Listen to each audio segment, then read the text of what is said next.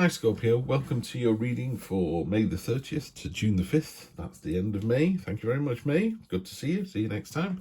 Yes, I'm using a different card, a different deck to clarify the Black Violet Tarot. I'm not going to say any more about that because I'm trying to keep these to about 10 minutes. So Scorpio, these have been shuffled. Let's do this. Five of Wands, crossing that fantastic Three of Pentacles. Near past, lovely King of Pentacles. Near future, Queen of Swords. Love that card. That's Libra in the Minor Arcana. I'm Libra, that's why I like it. Ten of Swords, the end of something, very definitely the end of something. What a great start. Scorpio, this is fantastic. Energy on the bottom, even more fantastic is strength. I'll get down to the staff in a minute. Let's just talk about this a little bit first. So we have the Five of Wands, which could be a training exercise, could be some conflict, but basically you're Gandalf staff in the middle there. You're upright, you're rigid, you're not going anywhere. People are crashing against you. As with any conflict, even if you're unstoppable, I can see you winning this, Scorpio. No one's going to beat you. It's just a bit wearing, it's a bit like it's a bit like being at school and someone flicking paper pellets at you. They don't really hurt you, they just wear you down. You're like, really?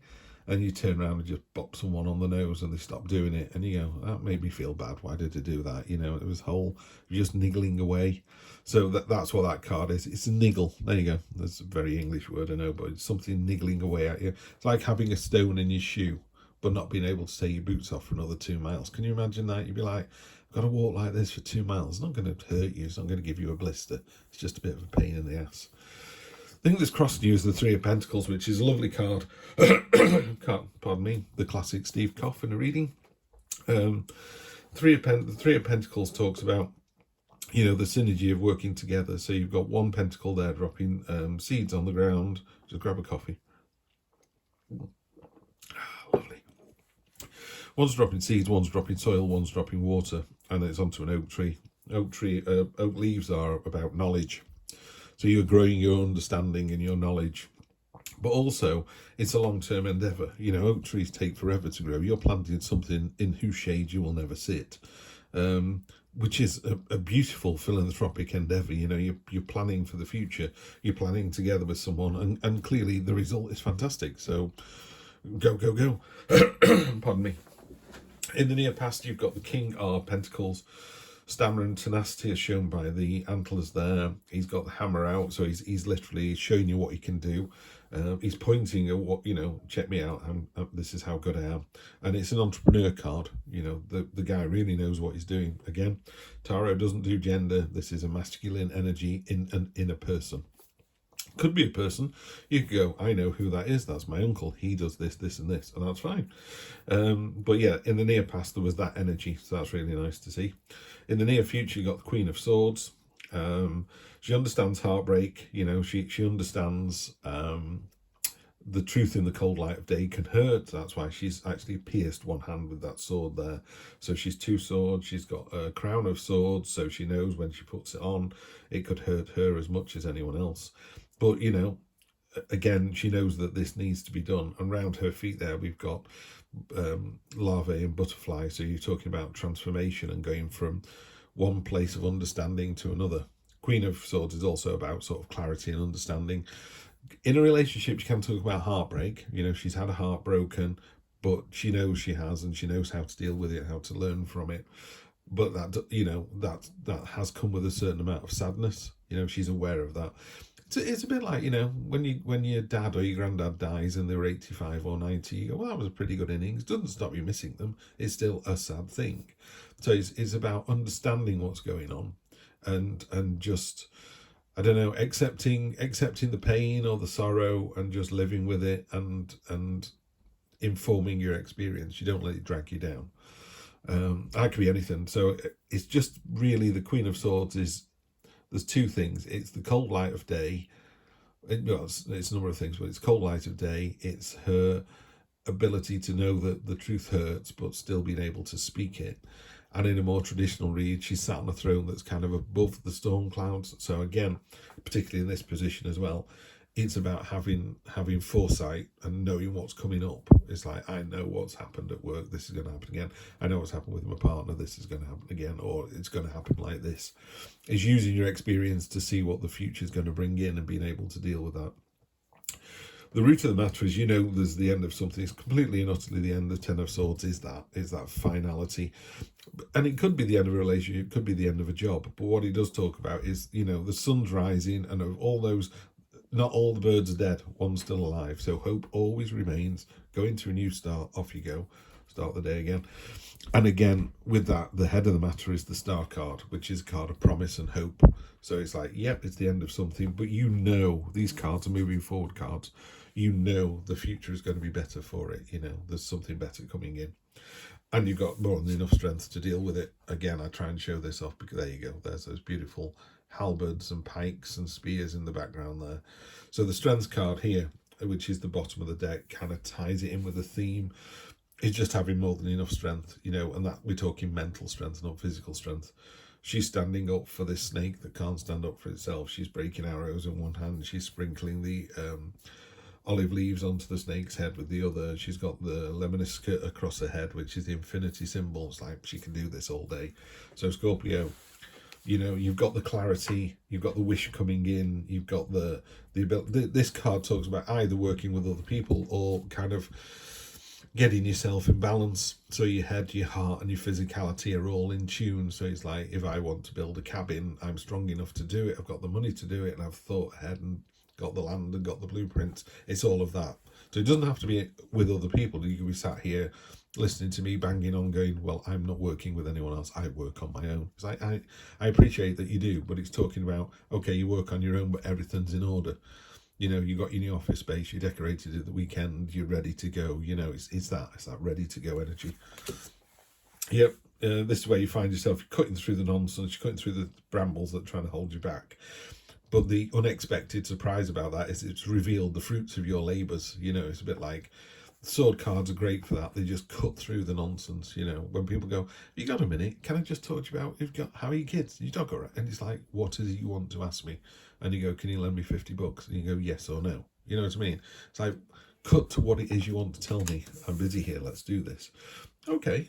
So even though it's quite busy, you are being asked to, there's two things. One is you've been asked to kind of step back a little bit and just do a bit of navel gazing, a bit of meditation. I tried it last night, it didn't work at all for me. My head was like full of bees, so I couldn't do it.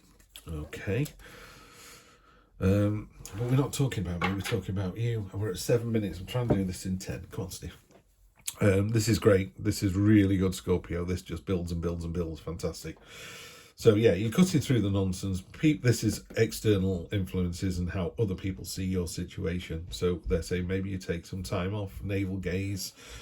He's on top of a mountain. So it's about kind of going away and thinking about something. And he's kind of turning around like, hey, what are you doing here? I thought I was here on my own. But there's nothing wrong with that. Do a bit of meditation, a bit of soul searching about this question here. Hopes and fears are the Fool card, which is great. It's like, oh, what do I do in this situation? What you do in this situation? You jump in with both feet with complete abandon. Yeah? Someone's going, should we go to Hong Kong? Yes, you should. Should we get married? Yes, you should. Should we go our separate ways? Yes, you should. Should I take the new job? Yes, you should. There is no no in this at all. And no one else is telling that. But maybe people, you say, I'm going to Hong Kong, and they go, really? Do you want to think about that? And maybe you do think about that, but it doesn't matter. The answer with the Fool, I always think, is yes.